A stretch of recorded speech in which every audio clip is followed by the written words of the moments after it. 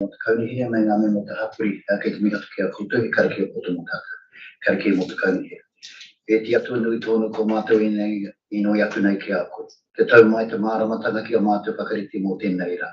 Arihina hoki mātou e ia e te oranga tōnu ki ngā rūtanga katoa. Wā ngā tangata ki tō mātou rohi whānui tōnu. Amen. Almighty God, we ask that you give us wisdom in the decisions we make here today, and give us guidance in working with our regional communities to promote their social, economic, environmental, and cultural well-being. Amen. Kia ora. Kia ora, Councillor White.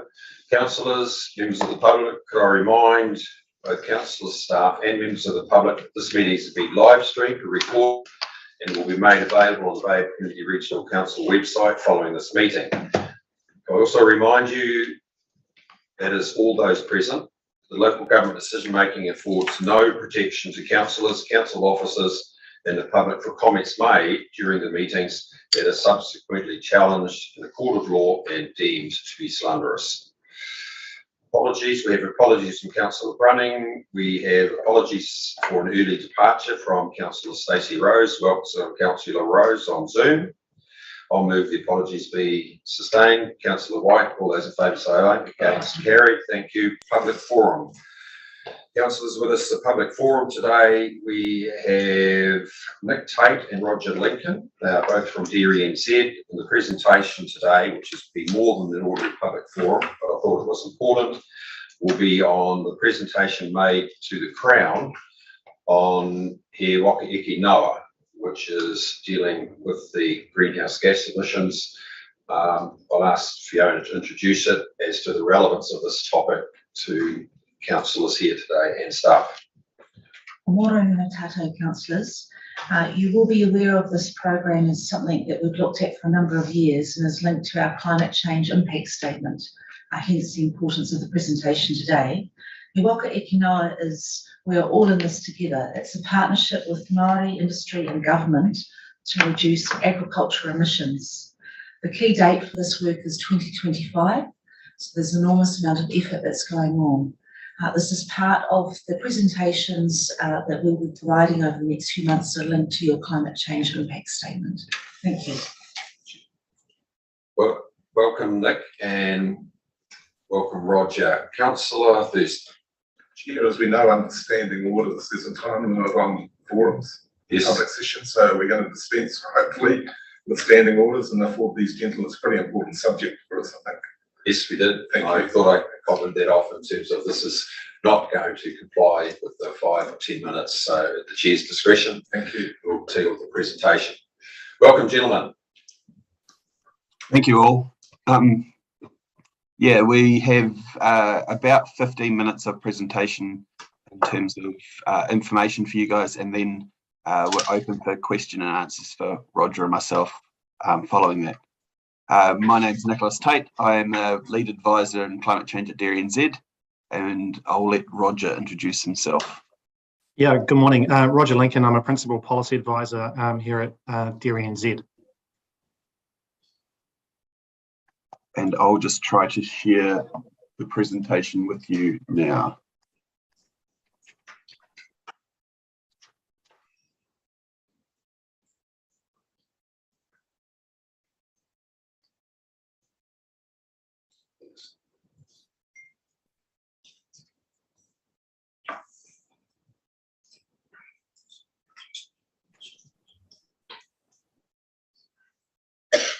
Technology, ain't it? Yeah, new computer as well. Here we are. Okay, I can't see you currently, but what we're going to do is just run through 15 minutes, kind of the genesis, and then talk about what was the advice from the partnership to the government in May. You will also be aware that the Climate Change Commission also made some advice around the same time. We can talk about that in question and answer time. So just to kick off, obviously, as I said, this is the a presentation we've done a couple of times, but it's really what we presented to the government in May in terms of a partnership, and Roger will explain the partnership as well. But before that, I just wanted to talk about biological emissions for a couple of minutes and explain the difference Obviously, there's two main biological emissions for farming, mainly methane or ruminant methane, biological methane, which is produced in ruminant animals, and nitrous oxide, which is comes through from agricultural soils and is a gas that's also released and has an impact as a greenhouse gas. First of all, in terms of methane, this is about somewhere between 70 and 80% of greenhouse gases from agriculture. It comes from the breakdown of plants and grass within the rumen of an animal. And as she does that, she produces two things mainly, volatile fatty acids, which she consumes for energy, and hydrogen. And hydrogen is acidic, so it does affect the animal in terms of if the rumen gets too acidic. And what she's evolved to do is create a subset of microbes within that rumen and that take that hydrogen and convert it with carbon dioxide and turn it into methane. She belches most of that out. Okay, so this is about 70 or 80% of the methane of a greenhouse gas profile. And the conversion rate is for every kilogram of dry matter that a cow or ruminant animal eats, she produces about 21.6 grams of methane, and that's pretty linear. You can't just totally eradicate it because that causes issues with the cow, and she struggles to survive when you try to eradicate it too much. In terms of nitrous oxide, many of you will be aware of the concept of nitrogen leaching, and that generally comes from soils that are in excess of nitrogen or have a high nitrogen surplus, and when that's converted through nitrification to nitrate, can be lost below the root zone. Also, under the right conditions, generally anaerobic conditions, those devoid of oxygen, it does have the opportunity to denitrify and turn into nitrous oxide gas, N2O, which is released from the soil. This mainly happens under high loading areas and when the soil is particularly wet. It's about somewhere between about 15 and 20% of the greenhouse gas profile for agriculture. So it's also something that is a big, obviously something that we have to deal with as part of agriculture industry. I'll pass over to Rog now, and he can just go through the background of He Waka Eke Noa and how we got to where we got. Yeah, thanks. So first slide is, how did we get to here? And key point is we've been talking about pricing agricultural emissions for some time now. So some of you may remember back in 2003, there was efforts to get agriculture pricing its own emissions. Of late, it really kicked off with the Zero Carbon Act. So that was 2019, so split gas approach. And in the Zero Carbon Act, there's targets not only for long-lived gases, but also short-lived gases like methane. So there's a target to 2030 and a 2050 target range for biological methane. It takes a split gas approach, and I'll talk a little bit more about why that's important in a second. And then in 2019, the government consulted on pricing agriculture in the ETS. And I know a little bit about that because I was Director of Climate Change at MFE at the time. So very familiar with these issues. And then at the time, the primary sector leaders said ETS is not fit for purpose for agricultural emissions. We reckon we can come up with a better alternative that meets your environmental outcomes, but is also practical for farmers. And then the He Waka Eke Noa Primary Sector Climate Action Partnership was born. So where we're at now is sort of 2 years into the process of the partnership. Next slide, thanks, Nick. And you may ask who's in here. It's a government industry Māori partnership to address agricultural emissions. It does a whole lot more than that too. So when we think about He Waka Eke Noa, most people talk about pricing agricultural emissions, but it's also about farm plans. It's about reporting. It's about adapting to the physical impacts of climate change. So it's an all-encompassing piece of work, and pricing agricultural emissions is kind of at the centre. When we talk to our farmers through consultation, one of the key demands from them was, can we please have a level of influence over our future. So here are the partners in the He Waka Ekanoa partnership, Dairy NZ and their Federated Farmers Beef and Lamb. And then just wanted to point out that MPI and MFE also involved right through up until when we finalised the report. They now have a job advising ministers, so it's prudent that they go and do their work. And I'll talk a little bit about the process later on. Next slide, thanks, Nick. Why are we doing this? And I just wanted to make the point that we're not just doing this because the government says we should be doing it. There's a multitude of reasons, and here's 4 that are important. So within the ETS currently, there is a legislative backstop. So if the partnership doesn't work, doesn't come up with a viable, credible, robust alternative to the ETS, then agriculture goes into the ETS. So that exists in current legislation, and it can be switched on with an order in council from Cabinet. So there is a threat, if you like. There is a stick that's hanging over the sector to do something on agricultural emissions. I've already mentioned Zero Carbon Act, so there are targets within there for methane to 2030 and 2050. You'll be well aware in terms of community expectations, and I suppose that's born out of mostly sort of water issues, but of late, more so with managing greenhouse gas emissions. So we're conscious that the sector needs to do more to measure, manage, and mitigate its greenhouse gas emissions. And then I think one of the important reasons is customer expectations. So the likes of Nestle and Mars have their own targets. Some of them are aspirational, and some of them go beyond what the current legislation is in New Zealand's domestic legislation. So for all of those reasons, it makes sense to actually focus in on managing greenhouse gas emissions. 4 key outcomes. So when we talk to farmers, here are the 4 key outcomes that we kind of sought. So choice and control. So farmers wanted to be able to be recognised for the work that they did on farm, and they wanted to be able to work together in collectives. And ultimately, they wanted a little bit of control over how those levy rates would be set. Something different if you're in the ETS, you're at the vagaries of the market. So setting the appropriate levy, really important to farmers to do the job in terms of the environmental outcomes. Split gas approach. So ETS doesn't do a split gas approach. It just treats all of the gases the same. For methane, and this is atmospheric physics and chemistry, it's sound science.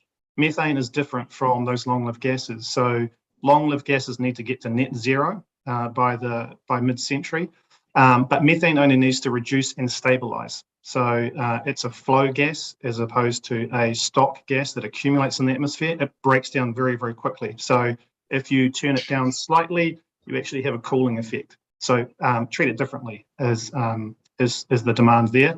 Sequestration. So the ETS does provide for forestry, but anything less than a forest is not catered for in the ETS. So farmers, wanted credit for vegetation on-farm sequestration that was less than a forest, because it's doing what we're asking. It's sucking CO2 out of the atmosphere. It's doing a good job. So can we please be rewarded for that as well? And then agriculture investment or reinvestment. So the system that Nick will talk about shortly is self-funding. So it's a levy raised from the ag sector and it's spent on the ag sector. So if that levy money is raised by farmers, then it should go back in and it should do some of the heavy lifting in terms of incentivising the behaviours or the technologies or the on-farm practices that we're geared towards. Back to you, Nick. Thanks, Roger. So I'll just go through kind of what was recommended to the ministers. So this is Minister Shaw and Minister O'Connor in June from the partnership. Ultimately, what we proposed was a farm level split gas levy, but note that this was the partnership's recommendations. What the ministers and the ministries are doing now is taking that advice alongside Climate Change Commission advice and coming back with final policy that we should expect in the next month or two. Roger will talk about the process a wee bit later on. So first of all, in terms of governance, what's the system that we've proposed to look like? So at the heart of the system is what we're calling the System Oversight Board, and that is does a number of things, but primarily governs the implementation agency. The implementation agency is obviously the ones that will be carrying out the day-to-day activities. It will set the strategy of investment and levy, including levy rates and incentives in the system, and I'll talk to that a wee bit later on. And the model is really enhanced collaboration with the ministers. Previously, ministers would make all the decisions around this, but what we're advising is that's done in enhanced collaboration with the System Oversight Board. There's also an independent Māori board that is responsible for the revenue that's invested by Māori agribusiness, and that investment is obviously ring-fenced as well in terms of and a dedicated fund to obviously address independent and specific Māori agribusiness issues. But the System Oversight Board is the primary thing that we're kind of advising is that's done in enhanced collaboration with the ministers. What does this look like if you break it down to kind of farm level levy? So what we've proposed is a relatively simple equation, and I'll go into depth a wee bit more around this, but this is breaking it down to the cost, taking a split gas approach, so the cost of short-lived gas emissions, methane, plus the cost of long-lived gas emissions, nitrous oxide and CO2, minus the incentive payment for approved actions, I, and minus the value of on-farm sequestration that meets the He Waka Eke Noa criteria to give an overall net emissions cost. As we break down what that actually means, A is really talking about biological methane. So noting that it has a different characteristic to long-lived gases as a short-lived gas, and doesn't use GWP 100 or the metric to convert gases, and that's often expressed in equivalents.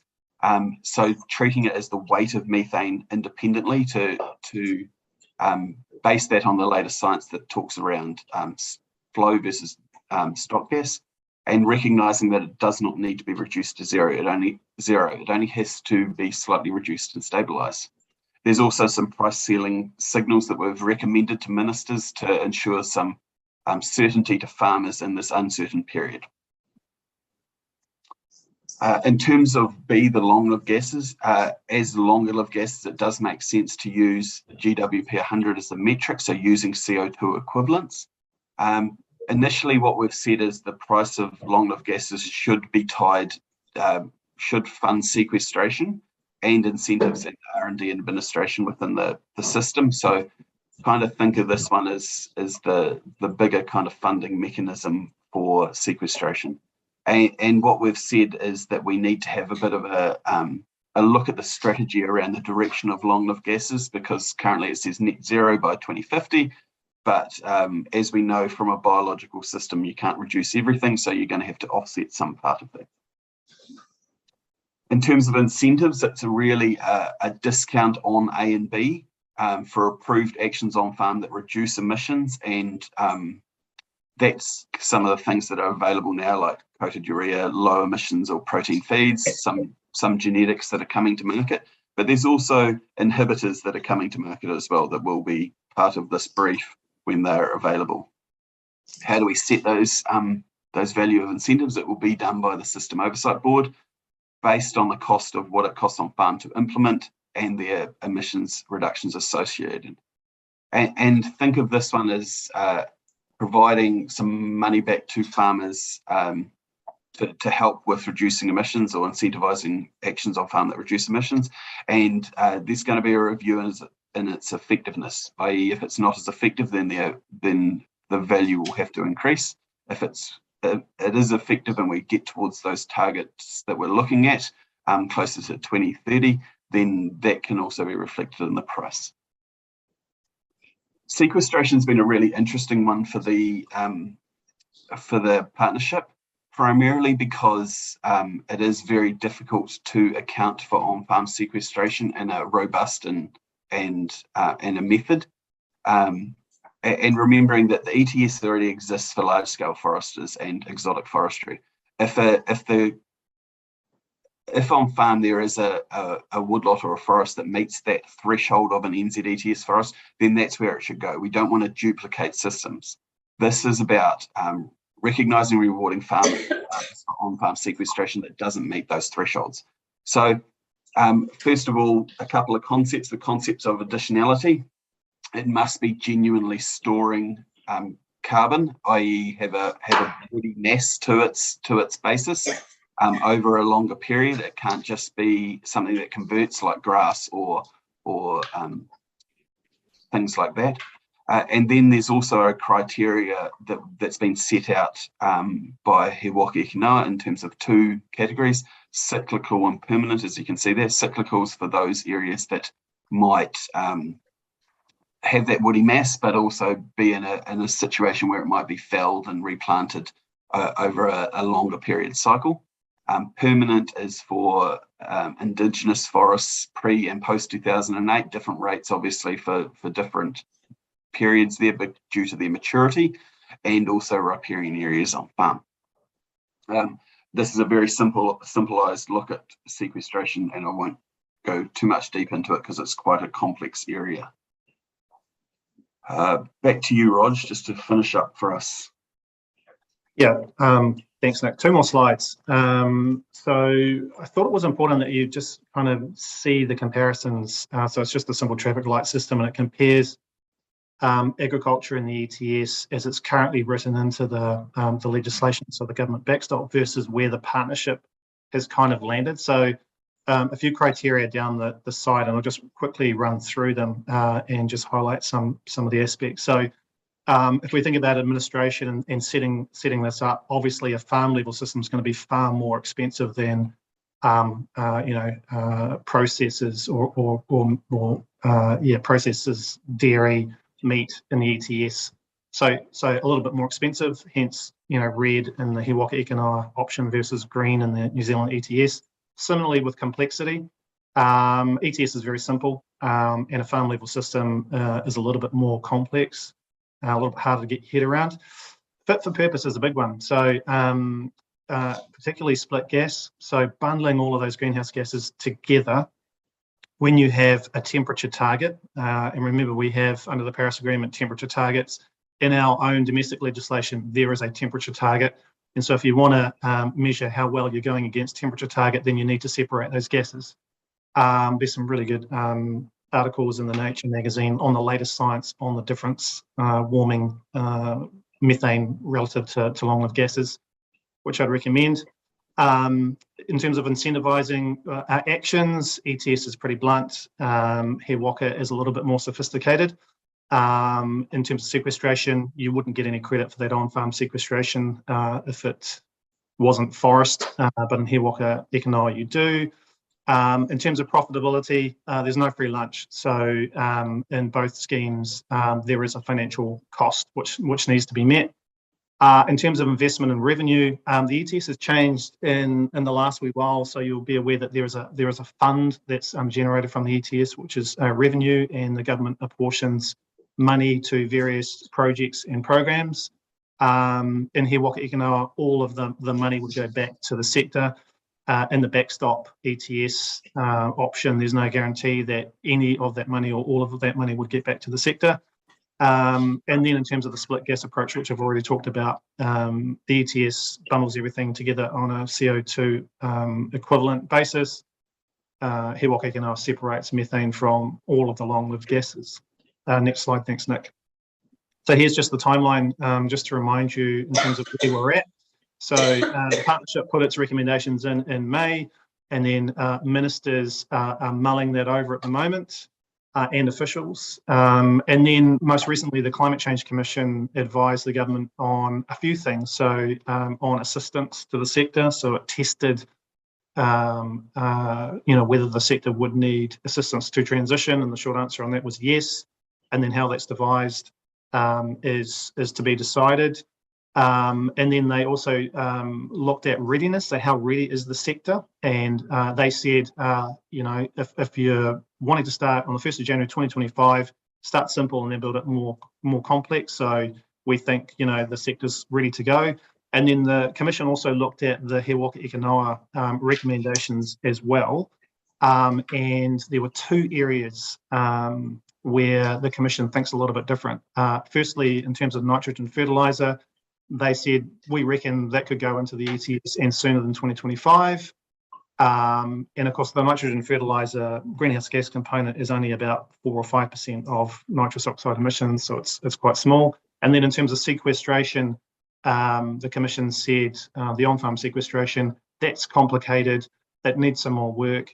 Might want to think about how that integrates with other environmental services like biodiversity, like water quality, maybe take it out of He Waka Ekanoa and punt it into a policy process and then put it back later. So those are the two fundamental differences, I think, in terms of the Commission's advice.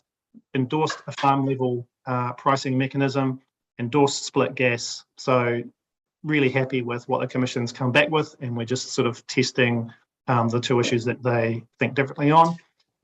Likely that there will be public consultation. That could be September, October. So public consultation, so wider than just dairy farmers. And then by law, the government needs to decide what it's going to do by the end of the year. And then there would be legislative change next year, probably Q2. And then the scheme would come into force by the 1st of January 2025. But a lot of work in terms of design and implementation between now and then, obviously. So that's the totality of the presentation. So looking forward to your questions. Thank you, Roger. Thank you, Nick. And I think just before I open up the questions, as you've very succinctly put it, this is complex. It's about the interface between the inevitable biology, the biological treatment of animals, how they deal with inputs and outputs, and it's technical. So I was encouraged to hear that in terms of the Climate Change Commission, there's probably only a couple of issues that you need to resolve. So in opening for questions, just to give some of my colleagues here the context, Nick, you said in your opening statement that kilogram of dry matter equates to about 2 grams of output in terms of CH4. 21 grams, 21.6. Can you just tell us, so we understand this, that 1 kilogram of dry matter in terms of the mature dairy cow, that's dry matter. What does it equate to in terms of wet weight, in terms of an animal consuming grass for purposes of sustaining milk, weight, meat, whatever? So on average, a cow, a lactating dairy cow eats somewhere between about 15 and 18 kilograms of dry matter per day. So if you convert that into kind of wet weight, and it totally depends on dry matter percentage in your grass, but generally it's about somewhere in the realm of, let's say on average across the country, about 33%. So 3 times that is what she eats in terms of wet weight, but the conversion to methane is still based on dry matter intake. And they've tested that quite extensively across different feed types at methane chambers at NZAGRC, so New Zealand Agricultural Greenhouse Gas Research Centre in Palmerston North. And it's pretty linear. There's not too many feed types that change that profile. A high carbohydrate diet such as fodder beet or things like that, or high starch can change that slightly, but not too many other things change that linear kind of output of methane. There is some work with inhibitors that look promising. There is some work that you have heard about around with red seaweed and things like that look promising. But generally, as a biological animal, she needs to get rid of that hydrogen within the rumen. And that's what she's evolved to do through methanogens to deal with that. So it's a very hard and complex thing scientifically to reduce without affecting the animal. Thanks, Nick. And that leads on to this question which you've just introduced, which the next question I had was, the success of pastoral farming in New Zealand is essentially built around what we refer to as high ME feeds, which is metabolizable energy that's in the grass that is essentially the proteins. So when you go to the incentives, when you're suggesting that we need to look at low protein or emission feeds, does that equate to more the European, the farm stall system where you have hard feed as opposed to the pastoral system that we have in New Zealand here? Because that will play out in terms of the profitability of activity in New Zealand. It's a really good question. So what that generally talks to is not reducing the pasture intake. That generally talks to the supplementary intake as part of the feed. So in New Zealand, we're very pasture-based dairy farms. That's what makes us so efficient. Our emissions per kilogram of product is the lowest in the world compared to a lot of other countries that use supplementary-based inputs. So in terms of low protein feeds, it's really talking about thinking about things like maize over things like other supplementary intake like PKE or things like that, as it does as a low protein feed, it can actually reduce the amount of methane that's kind of used in the system or expelled in the system. But in terms of inhibitors, they provide opportunities in terms of slightly reducing the amount of methane per kilogram of dry matter intake. So it tends to, you can reduce it by about 20%, but it needs to be in every mouthful of feed, which as a pastoral-based system in New Zealand, that's very hard to do. You're not going to run around out in the paddock trying to shove it in the cow's mouth. You actually need to be smart about how you introduce that. And that provides opportunity for dairy systems overseas that may use barn or indoor systems where they control the feed going into their cows. And so it does provide an opportunity overseas more than it does here, right? In terms of the profitability, your question around how does that affect profitability? That's one of the things that we're really looking at Dairy NZ is what are those options around changing supplementary feed or changing your system mean in terms of profitability?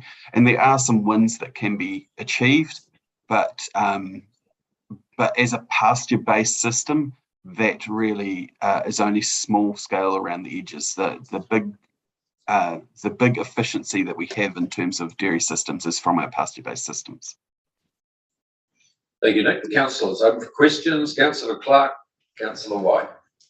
Kia ora, I have several questions, but first one is averaging.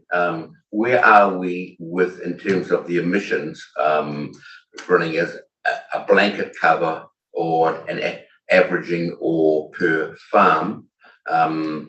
That's quite critical in my point of view to incentivising farmers to actually be more proactive in that space.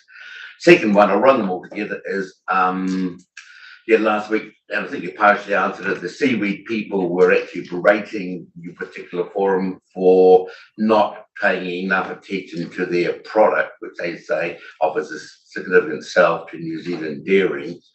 And the third one is that in the course of this process, only 5% of New Zealand farmers engaged in the Eko Kinoa process in spite of extensive campaigning on your behalf. Were you happy that you ran the campaign the right way, or was there a reason why 95% of our farmers did not participate in this process? They're all quite diverse, but if you could have a crack at them, I'd appreciate it. I'll start, Rog. Feel free to chime in whenever you see. In terms of averaging, we know that because it's tied to dry matter intake, and because we have focused on efficiency of the animal, the average emissions from a dairy farm are somewhere between about 10 and 12 tonnes of CO2 equivalents per hectare. Now that is CO2 equivalents. It's not taking that split gas approach. Also, we know that we are the most efficient in the world at about 0.74 kilogram of CO2 equivalents per kilogram of milk solids. And they're quite different. They're talking about efficiency versus absolute, right? For a sheep and beef farm, it's less so because they grow and eat less dry matter intake. So that's somewhere between 5 and 6 kind of tonnes of CO2 equivalents per hectare. But I don't think you should take an averaging approach when looking at what's good or what's bad. I think you should focus more on what individual farmers may be able to do. Most farmers have some options to get more efficient, but it's not there's no blanket one rule that covers everybody. We did some case study work that kind of identified that said that farm-specific options are very farm-specific. They every farm is a different climate, every farm has a different system, and that needs to be recognised. Okay. Just on that, Nick, one of the overriding things that came through the consultation, and it's not just the formal consultation that we did too, because we've run webinars, we've done quite a bit of outreach over the last wee while. So overriding message from farmers is, I want to be rewarded for what I do on my farm. So just in relation to the comment about averaging, farmers very clear that, you know, if I try something and it works, I want to be rewarded for that.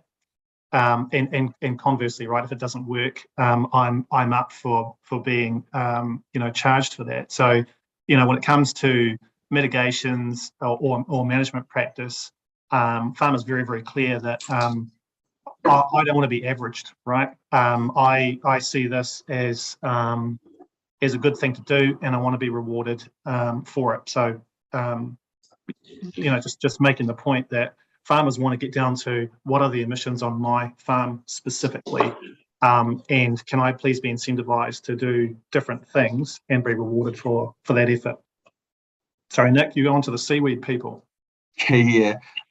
So in terms of Asparagopsis, in terms of red seaweed, there is some promising research that's coming out of that. The problem that is always going to be is volume to obviously have a substantial difference. So you're going to need some sort of volume in that to be able to feed it to animals to get some sort of response. And it's going through the process now, is looking at, is there any other potential issues or side issues that might come from the use of that on farm as well. And so it's not that we haven't talked to them enough, it's just that it's at the very early stages. It's not quite something that we can be promoting to our farmers just yet. In terms of the engagement we got with farmers, you said 5% of farmers engaged in this process. Yes, it was a very difficult thing to engage farmers on this topic because it is often quite complex, and there is a lot of misunderstanding out there. We were given a tight window to engage with farmers during this period, during the February-March period, during the peak of our outbreak. So we had to limit how we did that online and face-to-face. Us and Beef and Lamb were the only organisations that felt that we needed to get in front of farmers and talk them through these issues. So it was, well, we only got 5% of farmers, or about 2,500 kind of individual bits of feedback from farmers. It was a very difficult time to do that. We will continue to engage farmers through this process and try and get as much farmer feedback as we can, particularly as we go into this next round of consultation on the government's final policy outputs. Thanks, Nick. Councillor White. Kia ora. Thank you for your presentation. The word complexity has been mentioned quite a few times, and of course, being around this council table, it's very complex what I'm saying. The formula approach. Now, the split gas scenario will be difficult for farmers to understand, and let alone regulators and compliance people to get their heads around this. What program or what sort of level of education would you anticipate needed to drive this understanding? Yeah, that's a really good point. So what and that's some of the work that we're kicking off currently, and we're talking about doing it as a partnership as well, around a public education piece to understand the difference between fossil fuel emissions versus biological emissions versus different gases and their impact on warming. That we have to focus on that over the next probably while, and the initial program will go to the end of this financial year, but it'll obviously keep going. That is a big job for us and others around education, particularly in the face that we're getting a lot of commentary from other parties and media in this space without the knowledge around biological emissions. So it is a big job for us, and it is something that we're currently putting together plans to focus on as a partnership, not just as Dairy NZ, because we've been talking to dairy farmers around this for a while now, but there's a public education piece around understanding biological greenhouse gas emissions and their difference from fossil fuel emissions. Yeah, and just to build on that, Nick, I think it's more than just farmers, right? So it's general public, as Nick says. When people talk about greenhouse gas emissions and net zero, they think everything needs to get to zero. The science does not say that everything needs to get to zero. So the biggest driver of warming is long-term gases, so CO2, nitrous oxide. So those need to get to net zero. With methane, as I said before, because it's a flow gas, and because you only need to reduce and stabilize, you actually have a cooling effect when you do that. So methane only needs to reduce and stabilize as opposed to go to net zero. So I think we've all got a job in terms of educating a multitude of audiences about that not all greenhouse gases are the same, and we can do different things with those and have different levers. Mr. Chair, just one very quick question. The Independent Māori Board, I'm interested in, was that recommended through FOMA? And So it reports to the systems governance, doesn't it? So the working group that was represented by FOMA was called Te Kaha, and that was part of their recommendations into the program, and obviously came through to the final recommendations to the ministers. Councillor Von Anderson. Yeah, thank you. Look, Nick and Roger, can I say this is a big bouquet to you guys. That's one of the best presentations I've seen for such a complex issue. Sequestration, of course, is going to always be a difficult one. But I thought so I don't have a question for you. I'm just giving you a bouquet. That sort of presentation was very clear, very easy to understand for me, and so I thank you for that. Thank you, Councillor Love. Thank you, Mr. Chairman. I think you mentioned it in passing, Nick, and I'm more familiar with sheep, but is there any progress on the genetic manipulation of animals to reduce the output of these gases?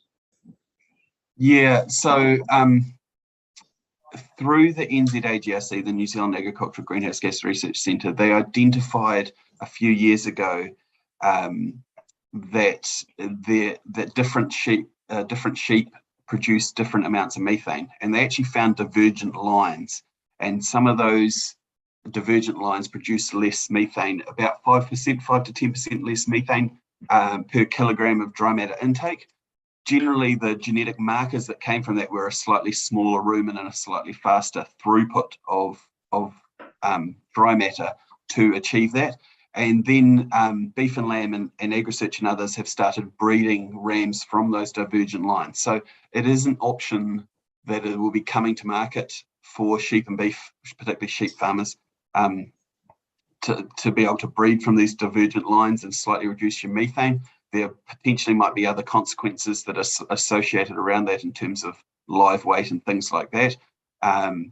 But that's some of the science that's going on behind the scenes and could potentially come to market. They're also looking at those divergent lines in dairy cows, but we as an industry have focused on genetic improvement for the last 40 to 50 years to try and make our animals as efficient as possible. We haven't really looked at those markers around methane. But within the dairy industry, because of the way that we breed and chase genetic improvement, if we do find those markers, they can actually come through quite quickly in terms of lifespan, whereas the sheep genetics might take a lot longer in terms of a time span to get through to the market as well, just from their breeding regimes. Councillor Winters. Morning team, thanks for the presentation. A few questions here. I note in all the partners you've got involved, I don't see the industry, the likes of Fonterra, I don't see Silver Ferns, Open Country Dairy, Medarka. They're the ones who are going to have to implement this at the farm gate. So are they on board? And second question is wetlands included in your riparian planting for credits? Because we're promoting wetlands in this area for nutrient controls and that sort of thing.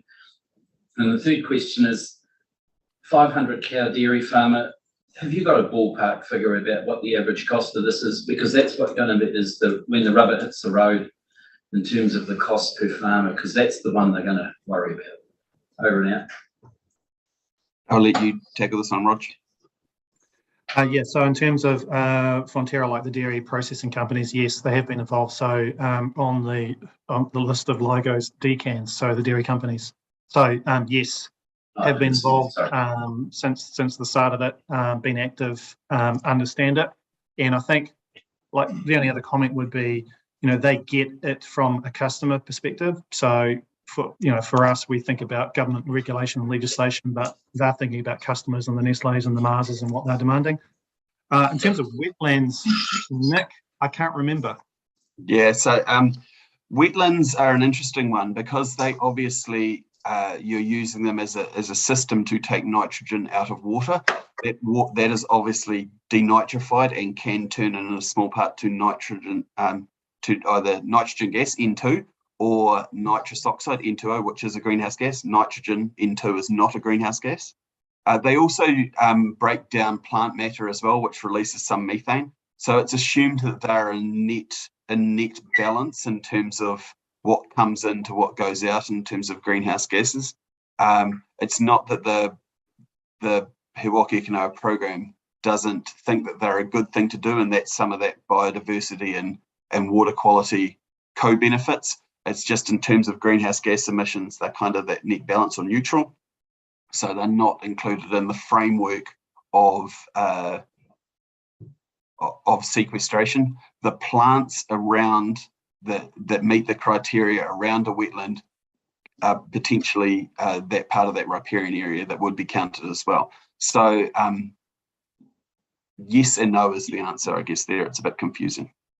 And on the last point about cost, so I can forward you the consultation document that we use with farmers, because in there we've done case studies. And remember, it's agriculture sector, so it's a variety of farm systems across sheep and beef, deer, and dairying, North Island, South Island. So in there, there's plenty of cost information. So it breaks it down in terms of cow numbers, and then the key point, I guess, is the price. What's the price going to be? So we've taken best guesstimates in terms of what likely prices might look like, and so that flows through into some of those case studies. And depending on your operation, on the offsets in terms of any on-farm sequestration and how the incentive system works, there's some ballpark figures. So I'm quite happy to send you a link so you've got that information at hand.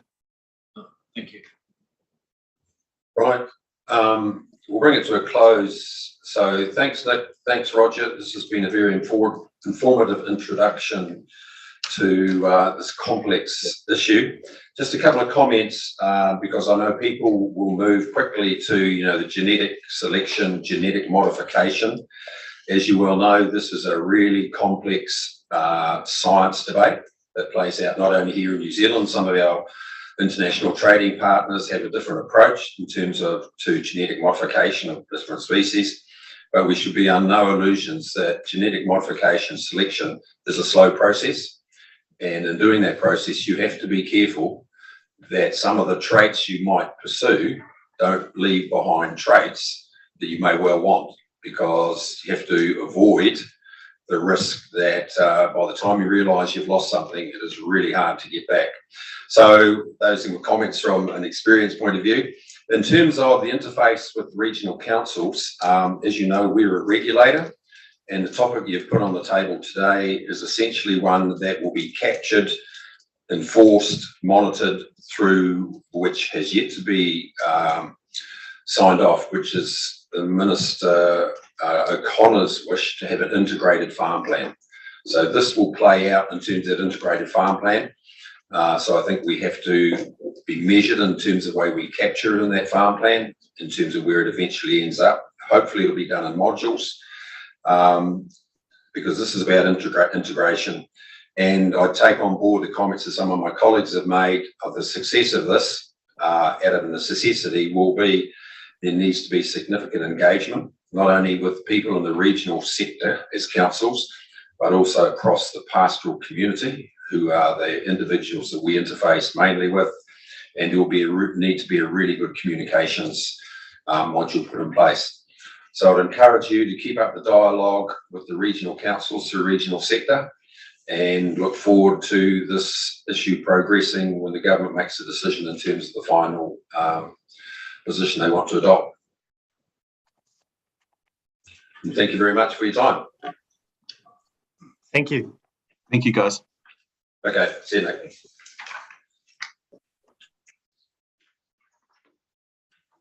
Well, as you can see, councillors, this is a complex, science-driven issue that you really have to take on board. Progress is going to be measured. Mr. Right. Chair, do you need a mover to receive the report from? Oh, I don't think so. So I'm told that you've all got this report on. Yeah. On Stella. But I think the really important part of this report for policy people is how do you interpret this in terms of putting in place what we have to do in positioning these integrated farm plans. I think, Mr. Chair, that one of the big challenges will be convincing the public as well. So this is quite a big issue given what's happening in climate change and everything else that people are sensitive to right now. It is, but I come back to the point that this organisation, through this governing body, is determined will be driven by science. And that'll be a challenge for us in terms of keeping up to date with where this dialogue is. Right, councillors, item 4, items not on the agenda, there are none. Order of business, there's no change to order of business. Declarations of conflict of interest. Councillor Crosby. 9.6, the Keystone SOIs. Similarly, Councillor White. Okay, thank you. Public excluded business to be transferred into the open, there is none. Minutes, can we go to the Regional Council minutes for the 23rd of June? Are there any amendments or matters arising out of those minutes that will be dealt with in the context of today's meeting? Yes, Mr. Chair. Page 16 of the minutes of 23rd of June, I believe there should be a correction to the amendment, to the reference to the amendment to the annual plan summary. It should be 5.9, not 0.9%. Thank you. That's right. So, anything else, councillors? Move, thanks you, Councillor Love. Councillor Von Duddleson, second. All those in favour say aye. Against, carried. Thank you. Takes us through to the chairperson's report. Chairperson's report is appended there. I'll move it. It's open for discussion.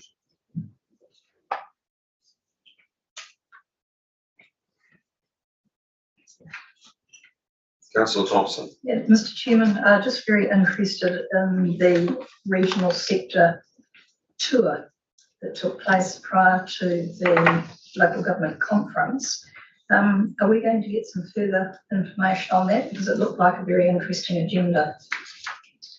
Yes, it was. And see, I was the only one there. I'll have to get round to putting pen to paper and doing that. But briefly, we started in Environment Waikato in Taupo. And then we went down to Rarahi to look at some vegetable growing issues that they have there. Basically, it was potatoes, parsnips, and broccoli. In terms of some of the challenges they're having with the freshwater implementation. We went to the underground power station at Takanu, had a session there. So that was with Genesis. I think it's Genesis. We went to Tuaropaki, which is, I suggest that we as a council should actually consider going there. You'll learn a lot about Maori agribusiness, performance, and some of the debate that we've had in this chamber about investing in hydrogen on our back door as an entity with a JV with Tuaropaki with the Japanese company turning out green hydrogen at the end of their cogen plant. So I'll get around to that, Councillor Thompson, but yeah, it was very interesting too. Anything else? Otherwise, I'll move it, councillors. It's been moved. I'll second it. All those in favour say aye. Against? Carried. Thank you. 9.2. Rain's with us, I understand. Yes.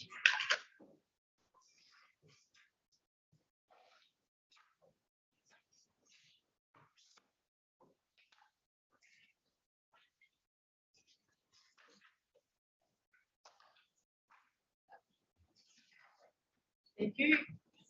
Through you, Mr. Chair, seeking the endorsement of the PTC recommendations to continue the 85 connector service bus for Waihi Beach and Katikati. So moved. Okay, it's been moved and seconded.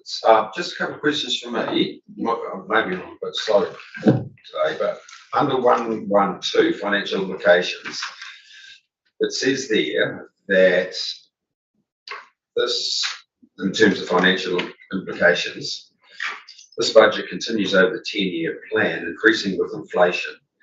In the last paragraph, it says the long-term plan does not contain specific budget expenditure for Waihi Beach service. Does contain. But then goes on to say any additional costs. Okay, yeah. Maybe I read that wrong. So we have provided for this, even though it's only for a 1 year, 2 year contract. We have provided for it in the long-term plan. Yes, we have provided for it.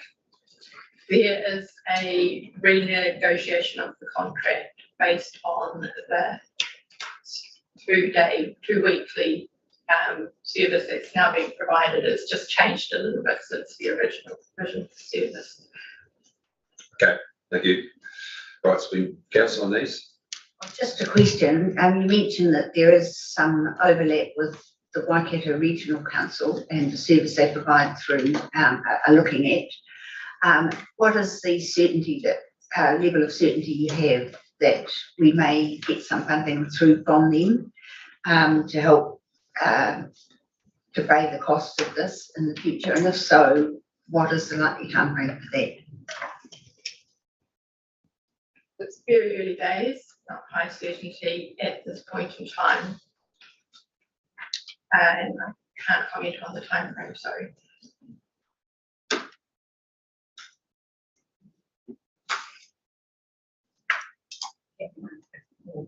It's been moved and seconded already. Okay, councillors, all those in favour say aye. Okay, it's carried. Thank you. 9.3. With Councillor Thompson. Seconded Councillor Crosby. And councillors, do you note the change in terms of the, I don't know what the legalistic position is, but functions stay the same and the ultimate decision rests back here with the council on recommendations from the committee/subcommittee. Okay, it's been moved and seconded. All those in favour say aye. Against, carried. Thank you. Local Government Funding Agency Statement of Intent. A note apology from Stephen Boyle.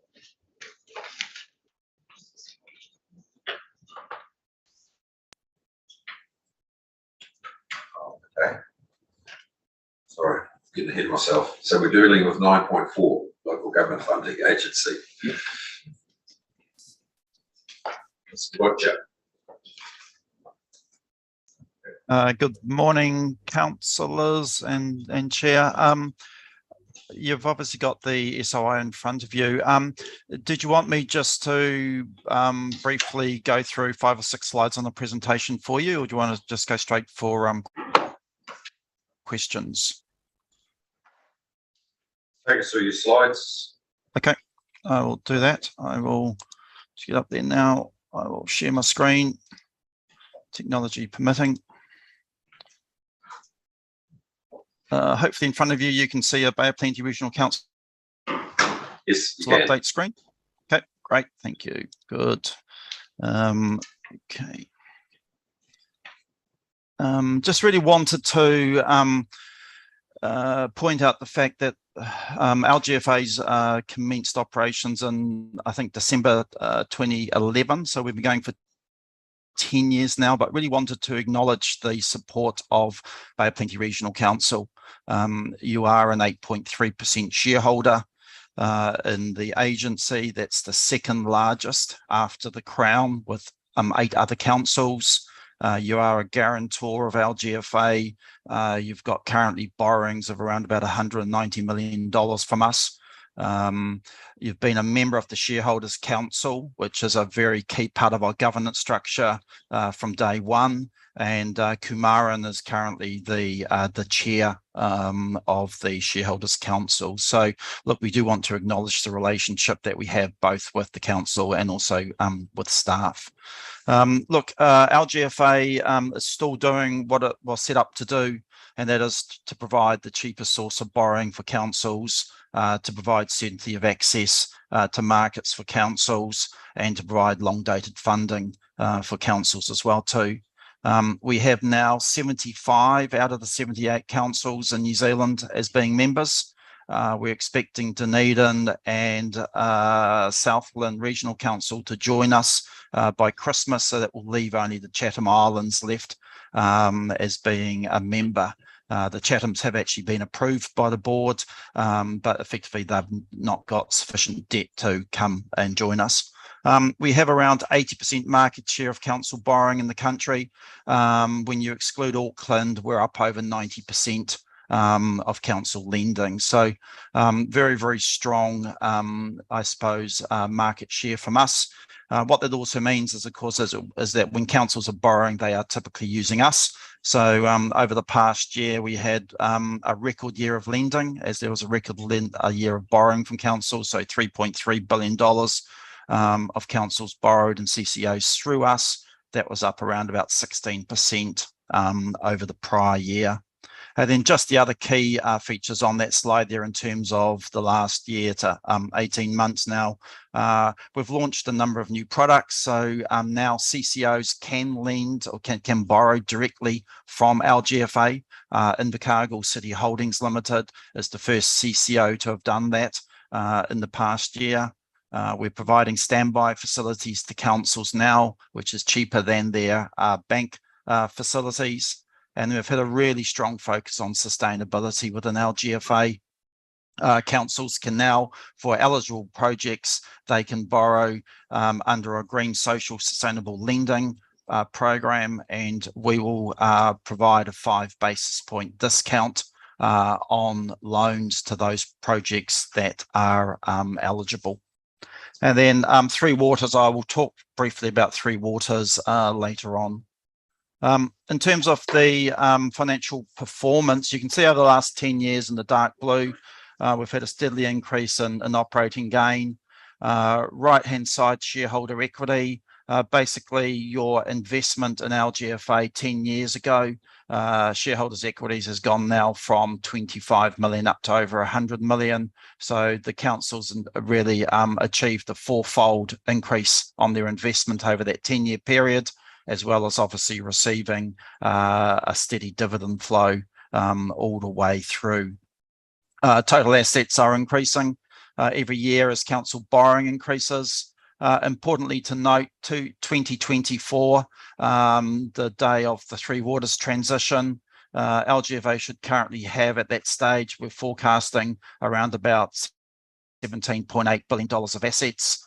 We think that we'll have $5 to $6 billion of Three Water related loans to councils at that time. So that $5 or $6 billion could potentially transition across to the new water entities. That puts our total assets back down at around about $12 billion. So about where we were 2 years ago. So we're not that concerned about Three Waters and the impact on LGFA. What's important, I think, just to point out on the top left-hand side, there is a net operating gain forecast for the next 3 years. It has actually, is forecast to actually drop in quite substantially in the coming year before it starts to recover again. That's largely around that we've been impacted by the rise in interest rates, or the sharp rise in interest rates in New Zealand. The aggressive tightening cycle by the Reserve Bank has meant that the markets have been pricing in a forward-looking interest rate profile very steep. We have a large liquid assets portfolio now that we hold for liquidity purposes. So that has been impacted by the sharp rise in interest rates. We've also got lower margins in our lending now, because councils' credit worthiness has actually improved substantially over the last 5 years. And our margins to councils are based on their credit quality. So as the council's credit quality is improving, they're getting lower borrowing costs. On the flip side, for us, it reduces our profitability. And then finally, behind the drop in profitability, we're taking a very conservative approach to our activities here, operations. We borrow long and we lend shorter to councils. So there's a cost for us in actually borrowing longer and lending shorter, but we believe from a conservative point of view, that's the right way to actually run this business. Because at the end of the day, obviously, we're here to protect the guarantors. We are here to provide cheap funding to councils when they want it. We're not here to make substantial profits, probably unlike the trading banks. In terms of the, I'll probably just flip over to the statement of intent for the coming year, because that's probably more important and in front of you at the moment. So we have 20 performance targets. Our performance targets align to our 5 materiality topics under our GRI reporting. So they include the largest ones are our targets around environment and social responsibility. Our second largest group of targets is optimising financial services for local government. Then we have obviously the government's capability and business practice. And then we finally get down to, our loans management as well too. But business is going very well, barring the reduction in profitability. We've got strong market share and in a very strong financial position is forecast over the next 3 years. In terms of just a couple of slides, just on one slide on governance and just one slide on sustainability. In terms of governance, we are about to have a refresh of our board. We are having a rotation of board members starting in November of this year. A number of our board members have been on since establishment 10 years ago. So there is going to be at this AGM in November, one of the directors is retiring. Then we'd also expect that to occur next year and the year after as well too.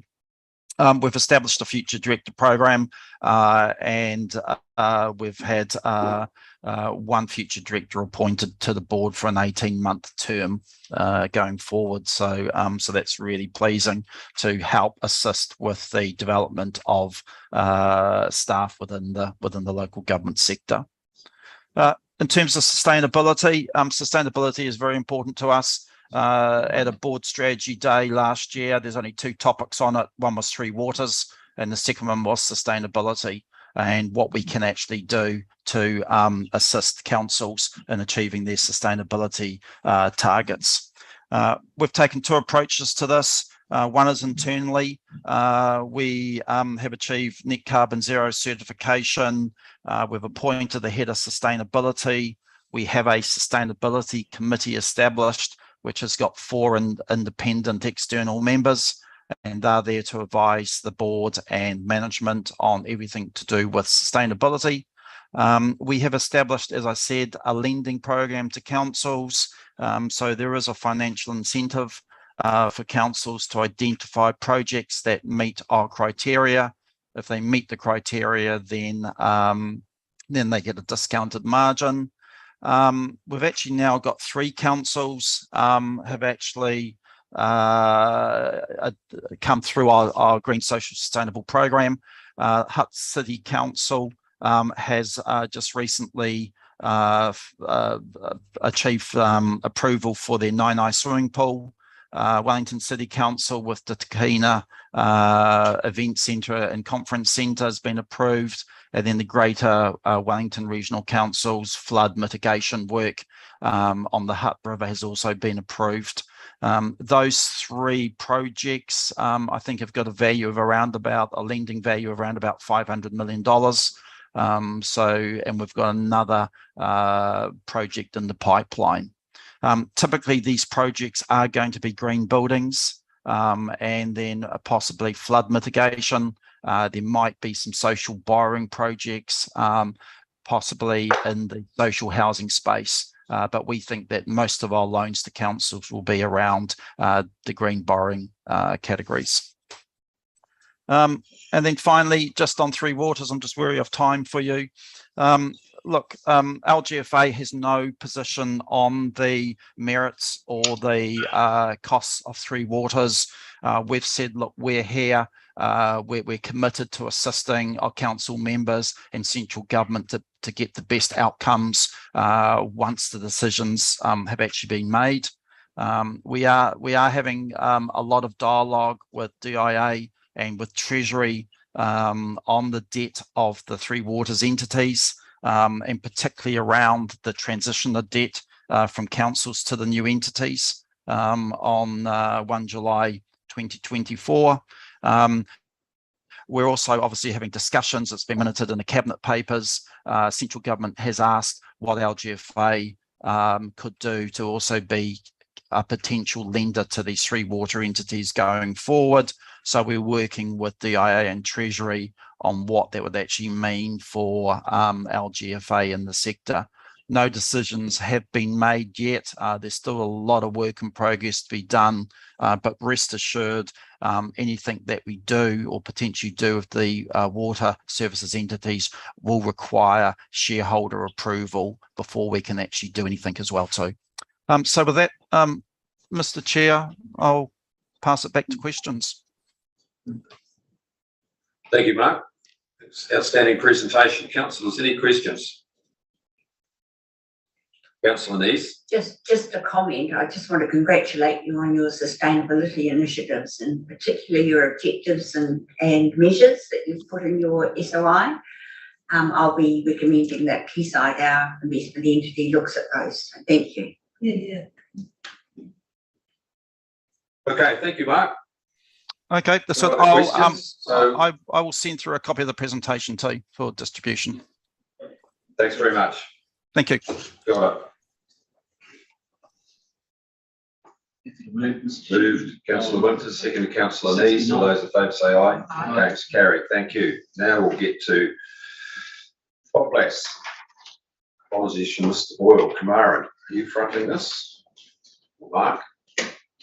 Good morning, Chair. Don't hear someone say moved. I see move and then profit. Good morning, Chair, Councillors. Just a brief update from Mark Boyle in relation to the final statement of intent. There's been no substantive change from the draft statement of intent that was considered by Council earlier in the year. Key messages from the Chief Executive of the company is essentially around continuing with focus on procurement and other shared services initiatives, further taking advantage of interregional collaboration to benefit on the economies of scale for shared services initiatives across the different regions for the benefit of this region, and also maintaining a watching brief on local government changes being driven by central government, and holding strategic workshops, I think in September, to work out how the company can position itself strategically to take advantage of any collaborative and shared services initiatives that might arise from this change reform. Thank you, Kamaran. So this is not a question or comment to you, Kamaran, but it's a question for our councillors. I had some question marks around this because annually we sit here and we ruminate over what this organisation could be if there was a political commitment to it. And I think some of those challenges are outlined on page 106, which are some of the big kahunas that if we really wanted to, we could deal with. And I think in reality, it's a function of the governance group of Poplas. We made up of the chief executives of the organisations, which really want to keep a lot of these activities within the portfolio of their own entities. So how much longer do we continue with? And it does some good work, but I think the opportunities are there for it to do a hell of a lot more if we really gave it some instruction to do so. Mr. Crosby. Thank you. I think Councillor Thompson and I had nearly given up on that speech, but I think we'll regenerate it. One thing I would like to say, and thank you for the report, they do good work on this, is to look a little bit closer at what the Waikato lads do through CoLab now. They've rebranded, and they are moving into different territory, as I understand it. And again, these collaborative organisations do have a lot more capability and capacity than actually doing at the moment. I do note, of course, we're going through the turmoil of quite a lot of reform at the moment, but that would also be an opportunity. And ultimately, it is the culture within the directors that will make the difference, and their proactive attitude rather than their self-interest. And over years, all I've seen is some good work and some savings through procurement mainly, but there's a lot more opportunity out there if they broaden their horizon a bit further. Thank you, Councillor Crosby. Councillor Neese. Thank you. This document looks very much like deja vu to me, but I do have two questions. One, I see that we have sustainable procurement as one of the identified projects, but what climate change related projects is the board of Wetlands actually looking at to make progress across the sector? That's number one. And secondly, we did have some discussion about joining a regional LAS, and I wondered if you could update me on where we're at with that and whether we will be receiving that SOI. Thank you. Through you, Chair, I'll answer the questions in terms of climate change, and then Mark looks ready to answer the questions in terms of joining the CCO that the council approved through its annual plan. So the focus for Wetlands in terms of climate change is in waste management. So we're working particularly with the Waikato LAS in terms of what we can do. You'll recall that this is an area that we're focused on in terms of particularly improving the systems and processes that all councils run in terms of understanding where waste is going from the Bay of Plenty and Waikato, and also looking at how we can ensure that we're more efficient in terms of that waste management. I'm happy to report back on that at a future meeting.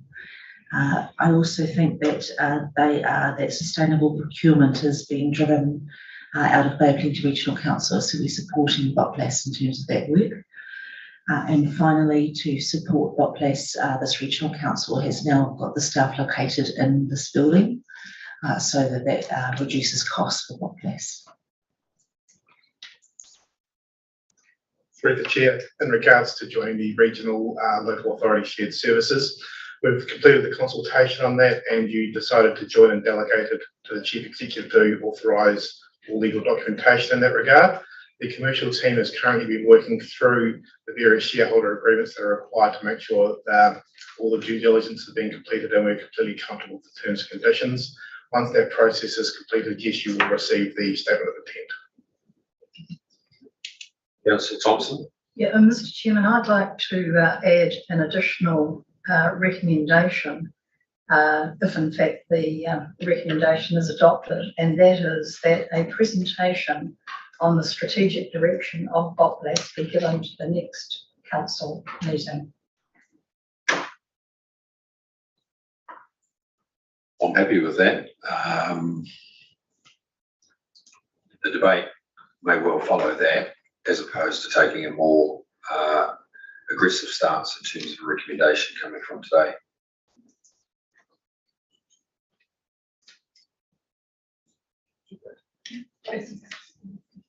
Okay. Right, councillors, any questions, further questions? If not, it's been moved and seconded. No, I'll move it. Seconded Councillor Crosby, noting the additional recommendation that Councillor Thompson spoke to. All those in favour say aye. Aye. Against, carried. Thank you. Right, we'll adjourn for morning tea, reconvene at 11:15.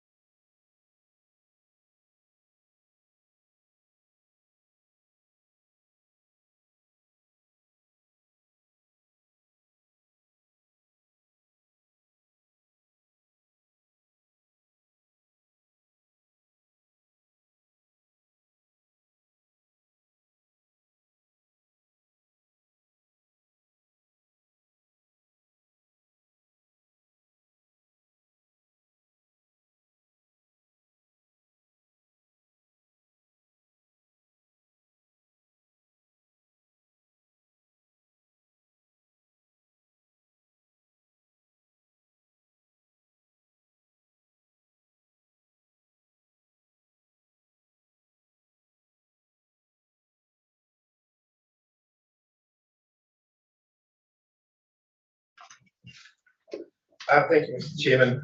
Today we're looking to complete the statement of intent process for Keystone Holdings Group. We've been through an extensive process with a statement of expectations, receiving the draft statement of intent, and now their final statements of intent for Keystone Holdings and their subsidiary companies. The major point to note, as you're aware, the Keystone Group have worked through the dividend policy, and that moves from having a forecast dividend to an actual calculation based on historical dividends, inflation, and asset values reflecting the payment of the year. So it provides both some certainty and also some uplift of return if they're performing very well.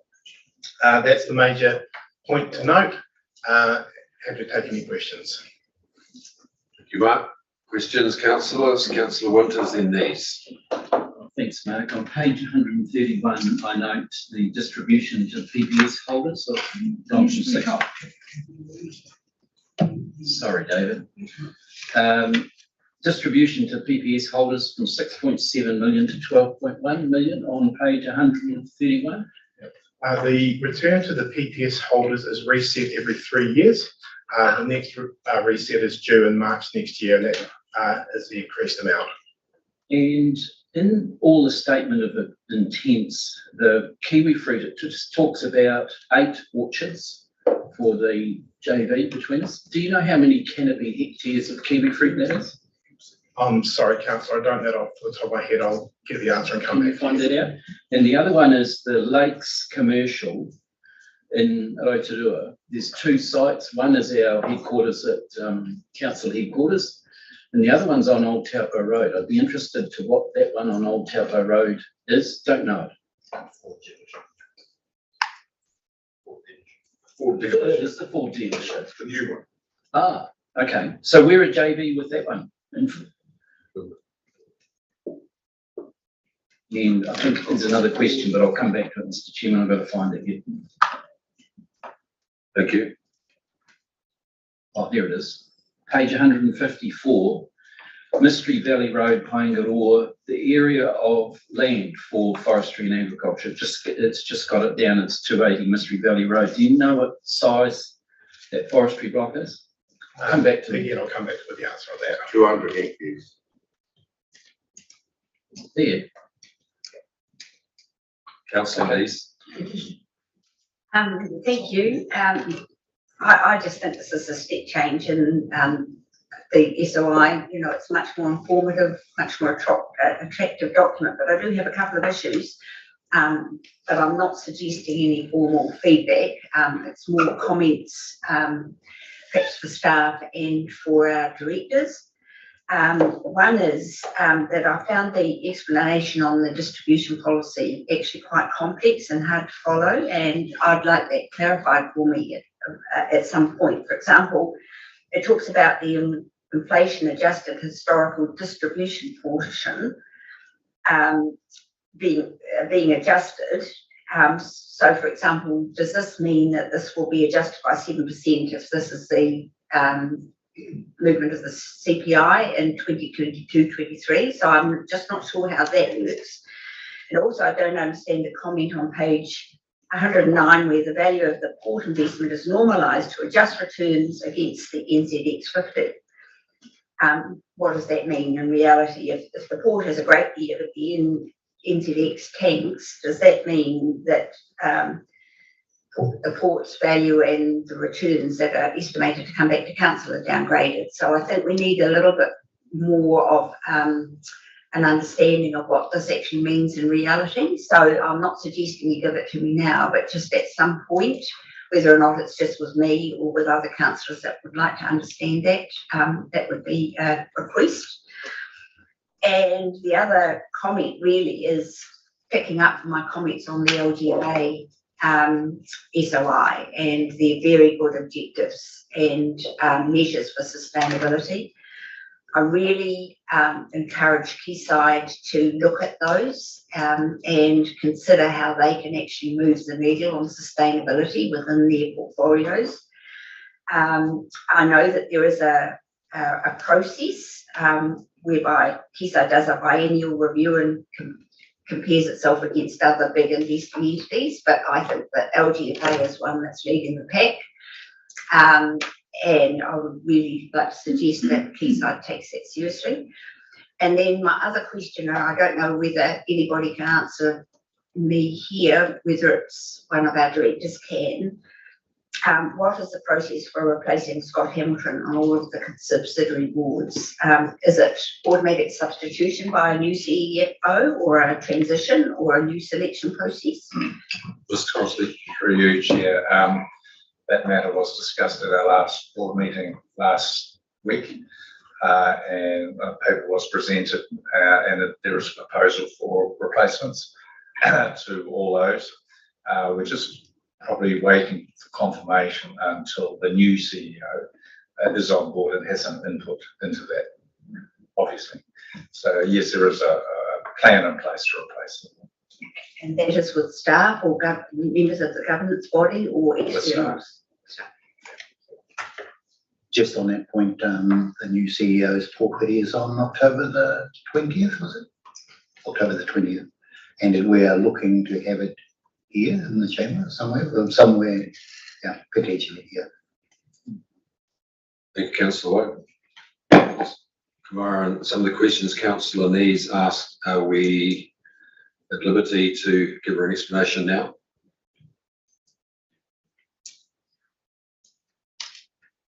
So through the chair, answering that question on the dividend distribution policy.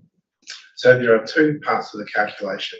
The first part, which is given 80% weighting, is the historical dividends over a 3-year period.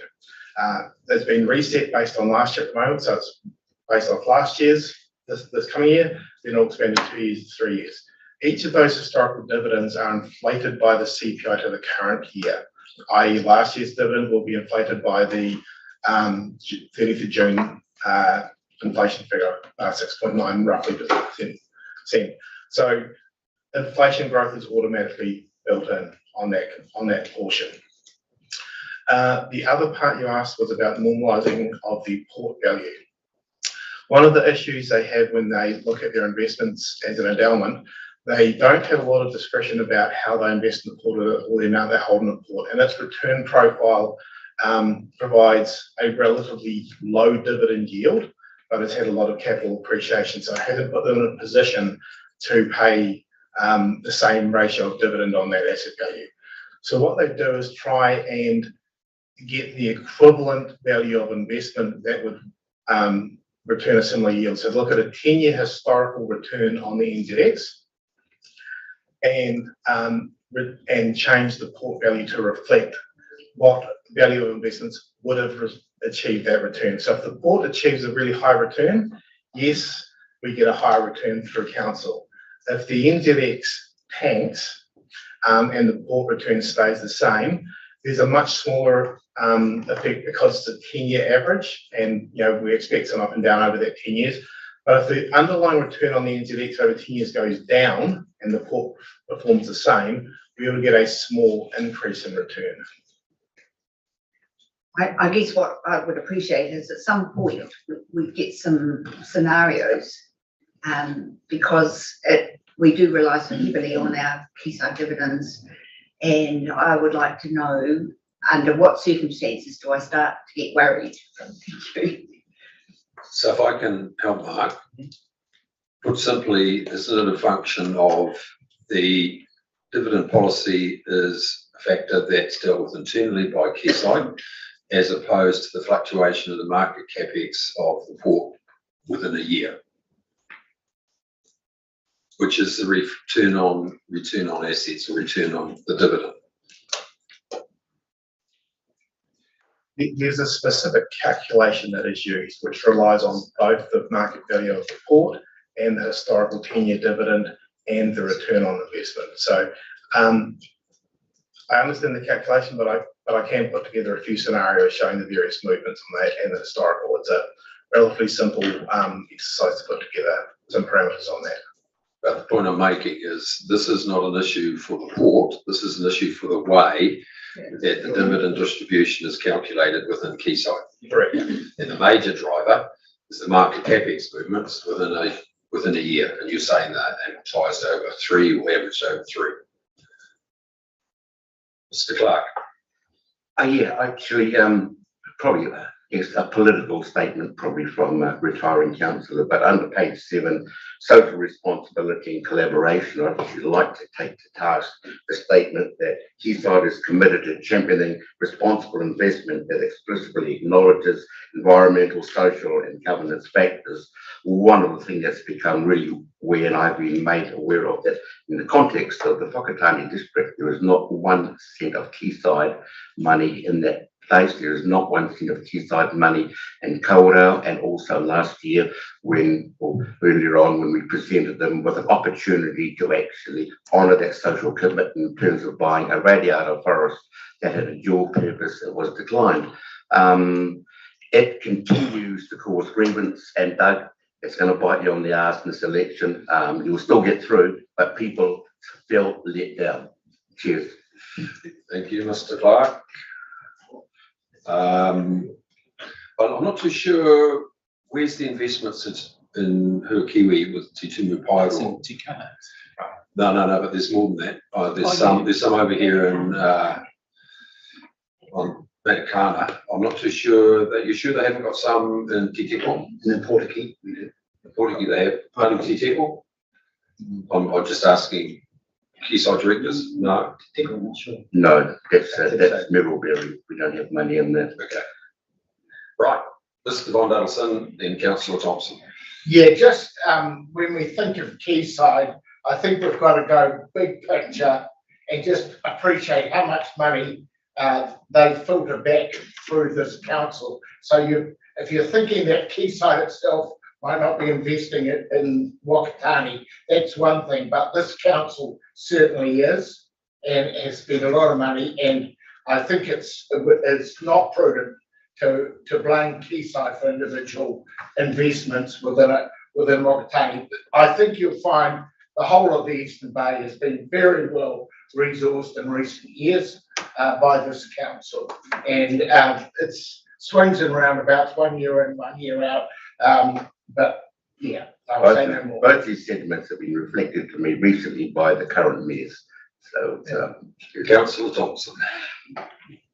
Yes, just firstly, I'd like to say I support both comments that Councillor Nees made. It was a bit of an IQ test in terms of the dividend policy, and I have to say I failed, so I appreciate some further information. I have a technical question to staff around governance responsibility in terms of the subsidiary SOIs. My understanding is under Schedule 8, simply we have to receive them. If in fact there was a situation where council decided to drill into these subsidiary SOIs and churn them all around and whatever, is that appropriate? So the requirement is for the board to send to council the completed SOI. There's no explicit requirement for council to approve or otherwise the SOI. So simply have to be sent to council. If council chooses to, there are provisions to require amendments to be made, or you can approach things through future SOE negotiations.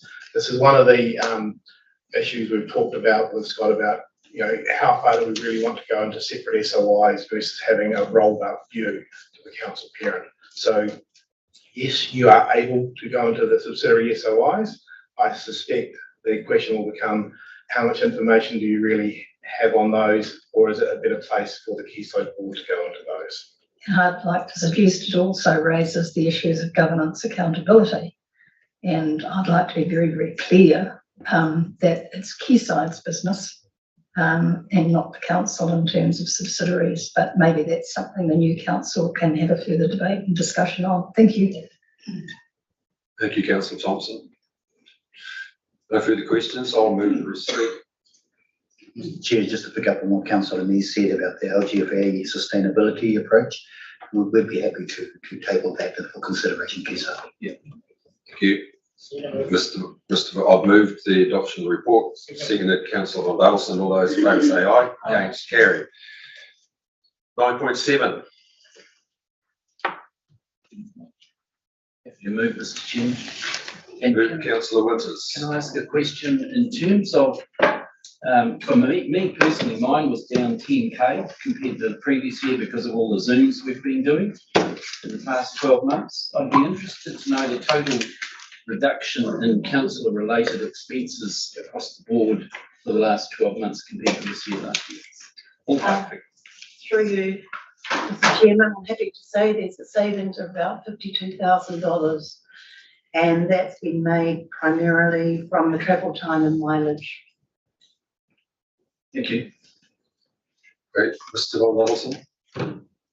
Just a query. Can I have it confirmed that the professional development, I thought the fee that was topped at 3,500, and yet I see one here that's for more than that. Is that what is it? Am I correct or incorrect? You're right in terms of the annual allowance. Yes, you are. Yes, you are correct. In terms of the annual allowance, sometimes there is discretion by the chair and the CE in terms of if a councillor needs further support, and in this case, that's what was given.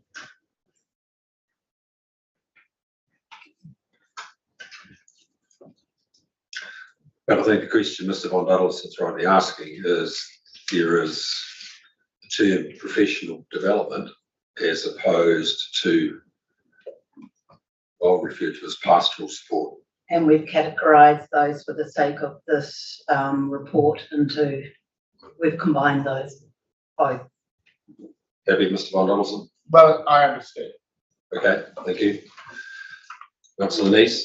Just a comment, Mr. Chair. I think we've all been a little bit guilty, except for one or two, to not have invested as much in our professional development as we perhaps might have done, and maybe that was a feature of the COVID environment. But I've been reflecting it is really important that we continue our professional development in the government space. So for the next the next council year, I think it's something that we should be considering as part of our induction on how we best support elected members to get the right professional development that they need. Thank you, Councillor Neese. Me too. So Councillor Winters has moved the report. I'll second it.